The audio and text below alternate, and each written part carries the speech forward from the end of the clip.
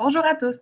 Aujourd'hui, on commence le chapitre 5 qui porte sur les tests d'hypothèse, donc les tests d'hypothèse sur une moyenne, deux moyennes, une proportion, deux proportions, et il va également avoir le test du carré et le test d'ajustement du carré qui vise à vérifier là, si une distribution suit ou non une loi normale.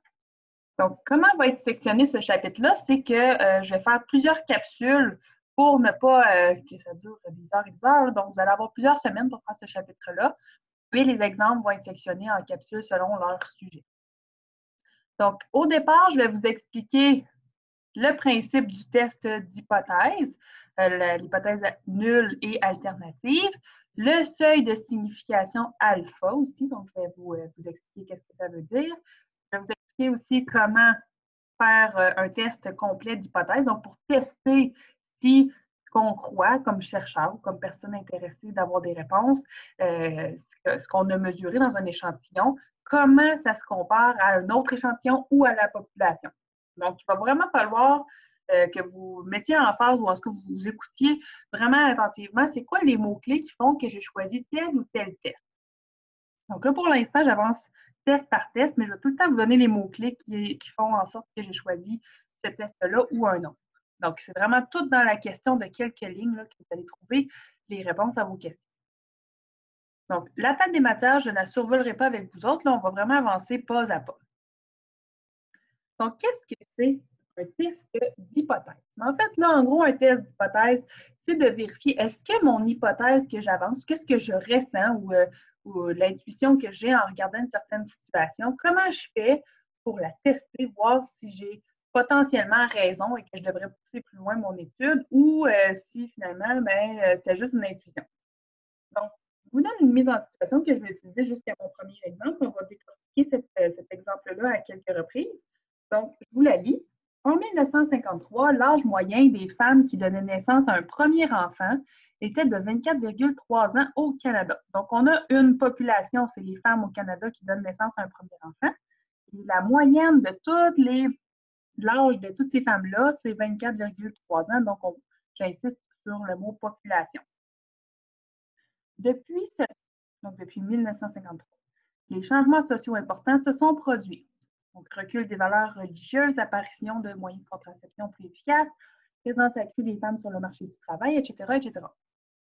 Donc, on peut penser que ces facteurs ont eu un effet sur l'âge moyen des femmes au moment de la naissance de leur premier enfant. De nos jours, on peut vraisemblablement croire que cette moyenne est plus élevée. Donc, c'est ça qu'on va vouloir vérifier. C'est ça les tests d'hypothèse, c'est de transformer le « on peut croire que » à « l'effet montre que ».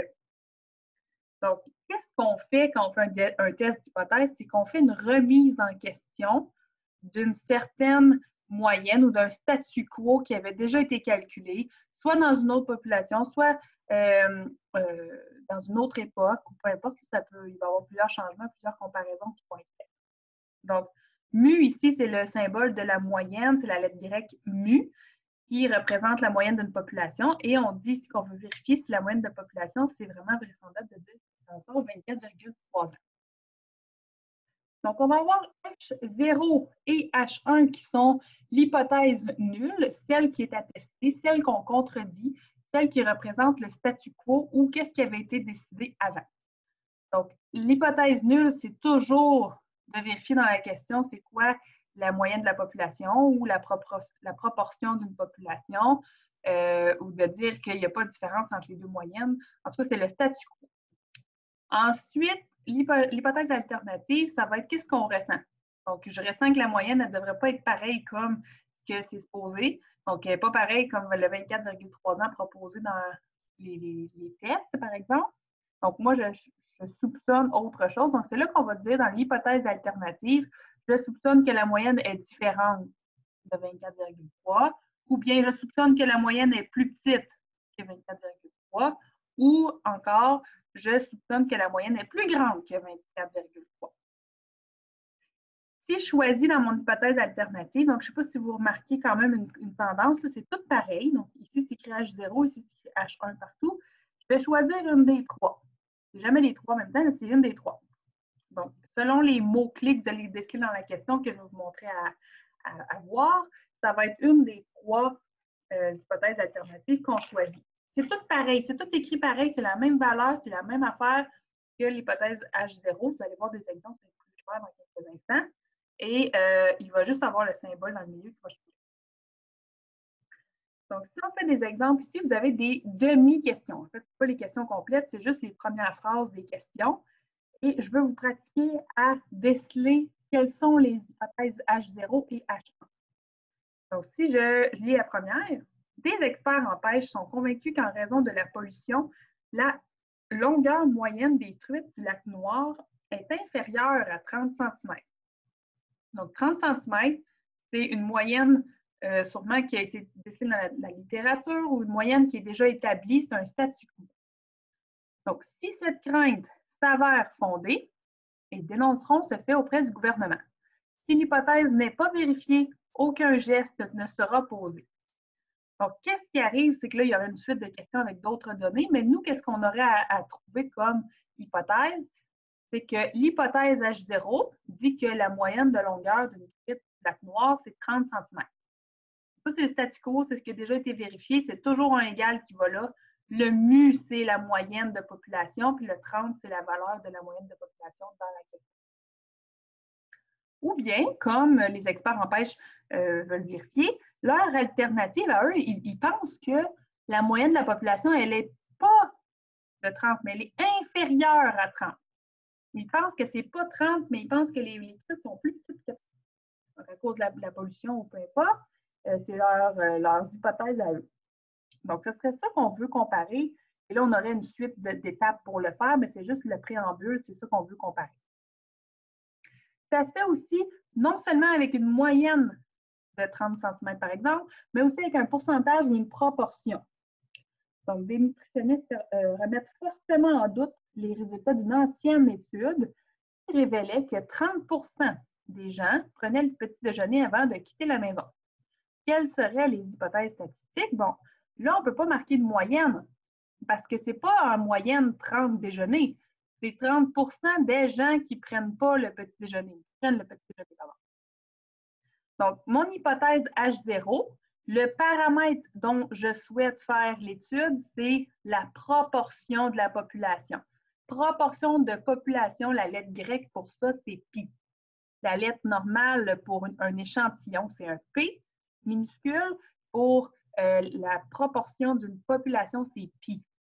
Je sais que ça peut porter à confusion avec le 3.1416, mais ce n'est pas 3.1416, c'est juste une lettre grecque qui veut dire proportion de population. Tout comme le mu veut dire moyenne de population. Donc là, ici, on écrirait proportion de la population, on dit dans l'ancienne étude que c'est 30 ou 0,30. Si vous écrivez 30 c'est très bon aussi.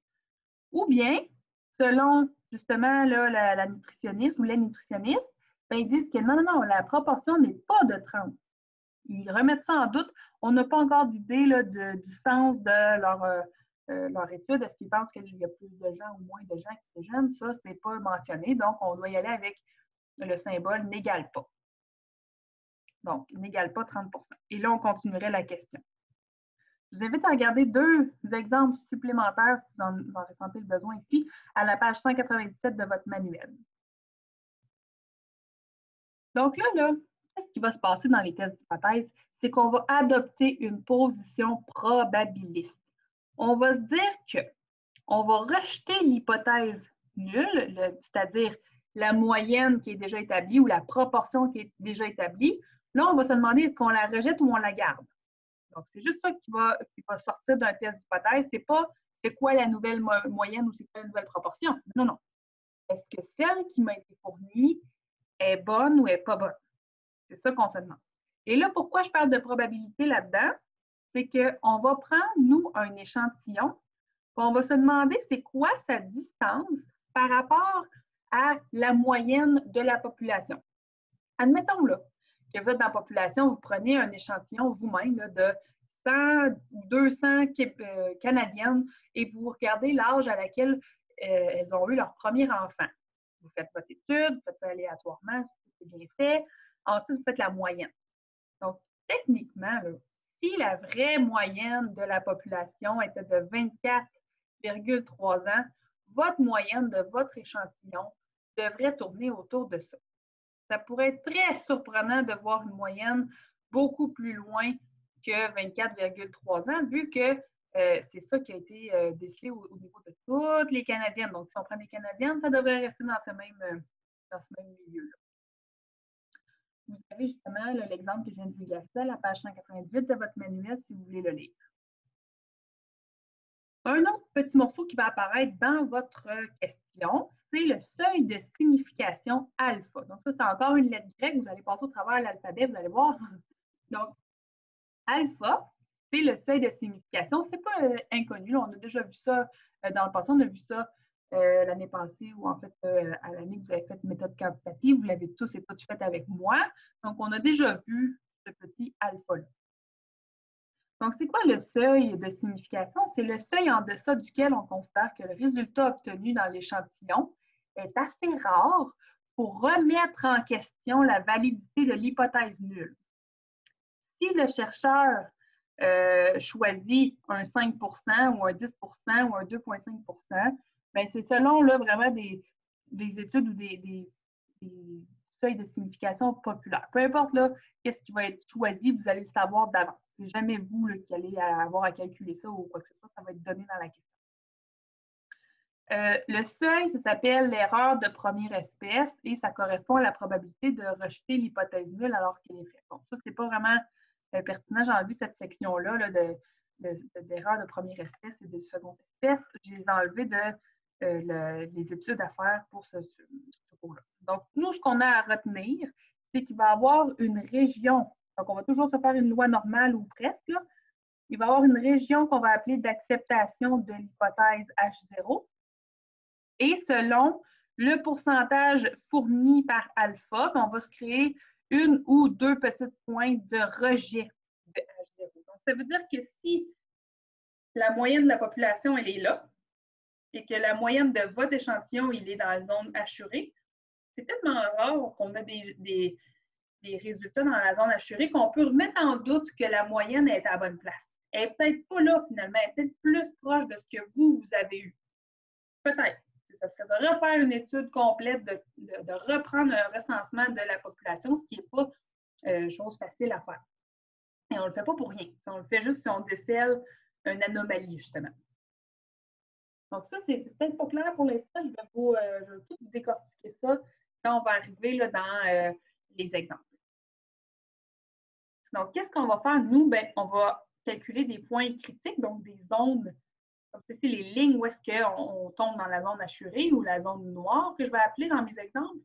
Et aussi, on va calculer ce qu'on appelle une statistique de test, qui est la distance entre qu'est-ce que c'est la moyenne réelle, ou en tout cas celle qui est supposée être réelle, et mon échantillon. Donc, on va faire une espèce de distanciation avec tout ça pour se demander si je suis correct, donc je suis dans la zone où est-ce que c'est normal d'avoir eu ça, ou je suis trop loin. Donc, sans plus tarder, je me lance dans le survol des étapes. Je fais deux exemples et les particularités qui vont ressortir vont aller dans d'autres capsules. Donc, premier test que je vous présente, c'est le test d'hypothèse sur une moyenne. Donc, j'ai une moyenne de déjà donnée ou quelque chose, un statu quo déjà défini, et je vais tester une autre moyenne qui part d'un échantillon par rapport à cette moyenne-là.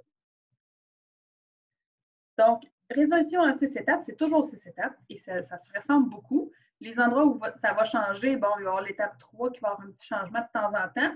L'étape 4, le calcul risque de changer de temps en temps aussi, et l'étape 5. Donc, les autres, ça reste tout le temps pareil ou presque. Donc, il faut d'abord identifier quel test on est en train de faire, ce qui n'est pas évident tant que ça, là, si on ne prend pas quelques secondes. Donc, dans ce cas-ci, bon, c'est sûr, c'est le test sur une moyenne. Je ressors toutes les données de la question, donc la variable aléatoire, la moyenne de l'échantillon, l'écart type de l'échantillon, la taille de l'échantillon et le seuil de signification. Donc, je vais tout sortir ça. Et même, je peux sortir... Moi, je vais sortir mu 0. Et voilà. Donc, mu 0, c'est la moyenne de la population qui est déjà établie. Ensuite, un peu à l'instar de pas l'instar, mais exactement comme l'exemple que j'ai montré précédemment, on va élaborer les hypothèses. Donc, l'hypothèse H0 et l'hypothèse H1. Et ça va nous permettre de déterminer est-ce qu'on est dans le cas d'un unilatéral à gauche, unilatéral à droite ou bilatéral. J'y reviens pendant les exemples. Étape 3, c'est de vérifier dans les moyennes, est-ce que le N, la taille de l'échantillon, est plus grand ou égal à 30 ou plus petit que 30. C'est là que la bifurcation va se faire, que je prends la loi normale ou la loi de Student. Donc, la loi de Student, c'est pour les échantillons petits, donc plus petits que 30. La loi normale, c'est pour les échantillons plus grands, donc plus grand ou égal à 30 de taille.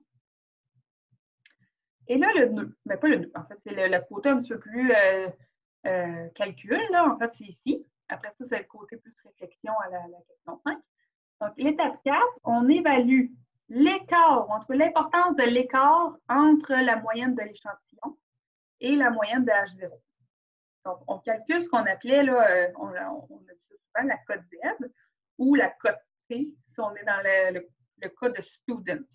Donc, student, ça va être les T, normal, ça va être les Z. Donc, comment je fais mon calcul? Bien, j'écris que je fais la cote Z et je mets une étoile en indice ici. Là, donc, je mets Z étoile pour dire que ça, là, ça signifie la statistique de test. C'est la mesure de l'écart entre ma moyenne de mon échantillon de mon travail et la moyenne de la population. Donc, je fais X bar moins la moyenne de la population sur. Et là, cette section-là, c'est expliqué en détail pourquoi c'est ce calcul-là dans le chapitre 4. On ne l'a pas vu, on ne le verra pas. Donc, c'est juste de prendre pour acquis qu'on divise par l'écart type sur racine de la taille de l'échantillon. C'est le même calcul pour T étoile. Qu'est-ce que ça change? Ben, c'est dans la section 5 qu'on ne prend pas la même table pour aller chercher dans zone critique. Donc, Z étoile ou T étoile, on fait un calcul, on obtient un chiffre qu'on arrondit à 2 décimales. Ensuite, on va comparer ce chiffre-là éventuellement avec le chiffre qui représente la valeur critique. Donc, ça va nous aider là, à faire un graphique comme celui-là. La valeur critique, ça va me donner le chiffre de la barrière ici. Donc, est-ce que je suis mon Z étoile ou mon T étoile va se retrouver ici ou passer la barrière d'un bord ou de l'autre? Donc, la barrière, je la calcule à l'étape 5. Donc, ce qu'on appelle les valeurs critiques. Donc, pour que ce soit cohérent avec valeur critique, on a appelé ça le Z critique ou le T critique. Donc, pour trouver ça, ça va ressembler vraiment beaucoup, quand on a la loi normale, ça va ressembler vraiment beaucoup à des numéros à l'envers du chapitre 3. Donc, c'est exactement pareil. En fait, je dis ça ressemble, mais c'est exactement la même chose. Et pour la table de student, ou les cas où j'ai des petits échantillons, bien là, ça va être autre chose. Je vais vous montrer dans la prochaine capsule. Et là, la décision statistique, c'est de dire est-ce que je rejette ou je ne rejette pas H0 et de vulgariser le résultat. Donc, l'exemple 1, on repart avec les femmes qui ont donné naissance à leur premier enfant. Donc, en 1953, l'âge moyen des femmes qui donnaient naissance à un premier enfant était de 24,3 ans. Supposons qu'un échantillon aléatoire de 144 naissances d'un premier enfant de nos jours donne un âge moyen de 25,5 ans avec un écart type de 5 ans. Tester cette hypothèse au seuil de 5 %. On souhaite tester si l'âge des femmes qui ont un premier enfant est plus élevé qu'avant. Donc, ça, c'est quand même assez important comme mot-clé. Ça va nous aider à l'étape 2. L'étape 1, très, très machinale. Donc, c'est quoi le test? Ben, j'avais une étude déjà faite et j'ai fait un échantillon. Donc, c'est le test sur une moyenne. C'est quoi mon X? Ben, c'est l'âge des femmes à l'accouchement du premier enfant. C'est quoi la moyenne de mon étude qui existe déjà? C'est 24,3 ans. L'échantillon qu'on aurait pris ou le scientifique aurait pris, il y a eu 25,5 ans. Donc ici, on voit à un moment donné que ça, oui, échantillon aléatoire avec une moyenne de 25,5 ans. Un écart type de 5, une taille de 144 et on a lu dans la question que le alpha, le seuil de signification, était de 5 %.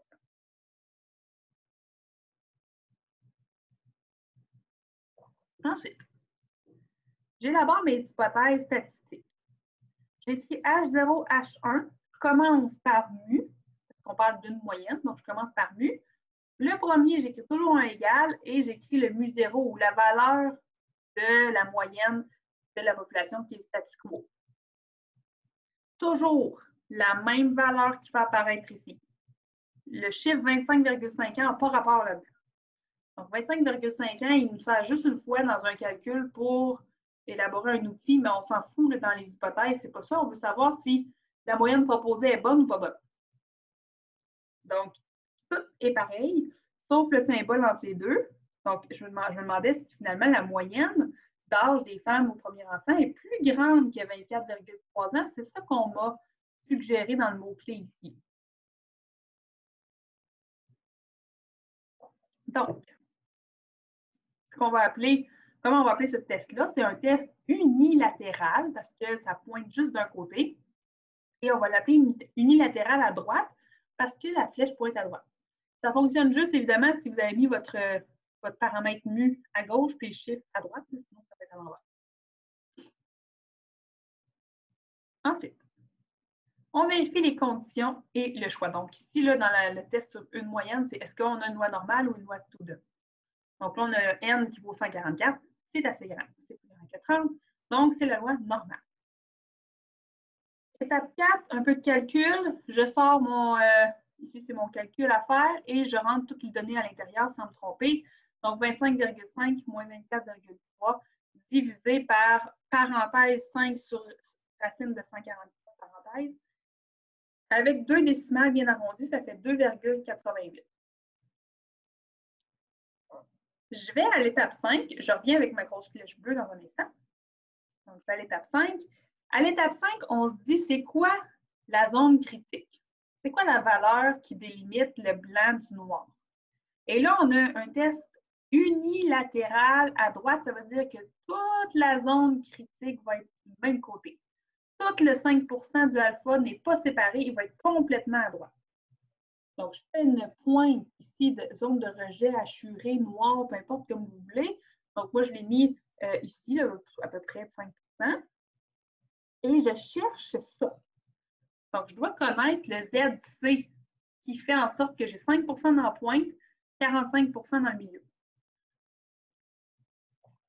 Donc, ça, c'est exactement comme un numéro de la loi normale à l'envers. Donc, je commence en cherchant dans ma table 0,45. Donc, j'arrive ici, 0,4505. Vous auriez pu choisir 0,4495, ça marche aussi. Donc, 4505, c'est la code Z 1,65. Donc, 1,65, c'est la ligne ici qui délimite 45 de bord, 5 de là. C'est la zone de rejet qui commence quand on a passé une code Z de 1,65. Donc, si on fait le lien entre l'étape 4 et l'étape 5, une fois que le dessin est fait et toute la patente est trouvée, donc ma code Z étoile de 2,88, ben, ça se trouve à être passé la 1,65, c'est plus grand.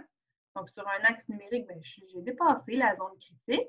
Je suis dans le noir, ici. Donc, c'est ce que je dois interpréter à l'étape suivante. Puisque la statistique de test 2,88, qui est le Z étoile, est plus grande que Z critique, qui est 1,65, qui est la barrière entre le blanc et le noir, on est dans la zone noire qui est la zone de rejet de H0. Donc ça veut dire que mon échantillon est tellement loin de ce que ça aurait dû être que ça ne peut pas être dû au hasard. Il y a sûrement quelque chose qui cloche par rapport à la vraie moyenne. Sûrement qu'elle n'est pas exacte. Donc, qu'est-ce qu'on conclut? Bien, on va vulgariser en mots cette ligne-là. Donc, on conclut que la moyenne ou l'âge moyen des femmes lors de l'accouchement de leur premier enfant est maintenant plus grand que 24,3 ans. J'écris maintenant plus grand, là, ça aurait pu être plus grand que 24,3 ans de nos jours. Ça aurait pu être très bon, ça aussi. Donc, on n'a pas encore une fois, le 25,5 a un rôle très limité, on le voit presque pas, on le voit juste à l'étape 4. Donc, toujours la moyenne de la population du statu quo qui apparaît partout dans les hypothèses de la conclusion. Je vous laisse regarder à tête reposée l'exemple 2 qui ressemble beaucoup à l'exemple 1. La grosse nuance est au niveau du côté du test d'hypothèse. Donc, ici, on a un test unilatéral à gauche. Donc, unilatéral à gauche parce qu'on souhaite tester que la taille de la famille québécoise de 1960 est rendue plus petite maintenant. Donc, il y a moins de monde dans les familles qu'avant. C'est ce qu'on essaie de tester. Donc, vous avez vos hypothèses. La moyenne est de 4,2 personnes ou inférieure à 4,2 personnes en alternative. Vous avez ici la taille qui est suffisamment grande pour utiliser la loi normale. C'est pour ça que je ne rentre pas dans les détails pour celle-là. Le calcul demeure le même avec les chiffres qui sont différents. Ici, par contre, la nuance, c'est que j'ai un chiffre qui est négatif. Donc, ma flèche vient après là, avoir élaboré l'étape 5. Donc, l'étape 5, je dessine la cloche. Je constate que c'est un unilatéral à gauche. Donc, toute ma zone est à gauche. Ici, complètement du même côté. Quel pourcentage dans cette zone-là? Je regarde dans ma question. Donc, le alpha, c'était 10 %. Donc, 10 % de rejet ici, tout du même bord. J'ai 10 % ici. Je m'aide avec le fait que chaque côté de la loi normale vaut 50. Donc, 50 moins 10, ça fait 40 % qui va ici. Pour m'aider à fouiller dans ma table, je cherche 40 % dans le milieu, qui est ici, le plus proche. Donc, ça me donne 1,28 comme code Z pour avoir une surface entre 0 et cette code Z-là de 40 %. Donc là, je l'ai fait ici, ça donne 1,28, mais là, la Terre me donne toujours des chiffres positifs. Là, il faut que je constate que là, je suis dans un nombre négatif parce que, je vous le rappelle, vous avez toujours 0 dans le milieu ici. Désolée, je vais juste l'écrire ici. Vous avez toujours 0 dans le milieu sur l'axe des Z. Donc, 0 ici, ce qui fait qu'avant 0, c'est négatif. Une fois que je sais que ZC, qui est moins 1,28, fait la ligne ici, je peux aller placer mon moins 1,5 à sa place. Donc là, c'est sûr qu'il est un peu loin, là, mais quand même, l'important, c'est d'être du bon bord, dans le noir ou dans le blanc. Donc, moins 1,5, je m'en vais le placer ici, du côté gauche. Donc, c'est plus profond dans les négatifs que moins 1,28, ce qui fait que ça tombe dans la zone noire. Donc, on va rejeter H0 à cause que la statistique de test est dans la zone de rejet. Et on vulgarise, qu'est-ce que ça veut dire? Ça veut dire qu'on vulgarise l'étape alternative, l'hypothèse alternative. On conclut que le nombre moyen de personnes dans les familles québécoises est plus petit que 4,2 personnes de nos jours. Donc, on ne sait pas c'est quoi la vraie moyenne, mais on sait que c'est sûrement plus petit que 4,2, sinon notre échantillon n'aurait pas été si loin de la vérité. Évidemment, ce genre de test-là, dans la vie d'un chercheur, bien, il va devoir faire plusieurs essais ou plusieurs simulations, même ça se fait. Donc, plusieurs simulations et calculer le pourcentage de tests qui a été rejeté du pourcentage qui a été accepté. Donc, ça peut vraiment stabiliser ou solidifier, en fait, l'hypothèse qu'on vient de faire. Mais le principe serait le même, appliqué à plusieurs échantillons différents. Donc, pour la suite, quand vous allez prendre la prochaine vidéo, je vais vous présenter un exemple 3 où la taille de l'échantillon n'est pas plus grande ou égale à 30, donc on va prendre la loi de Student. À une prochaine capsule.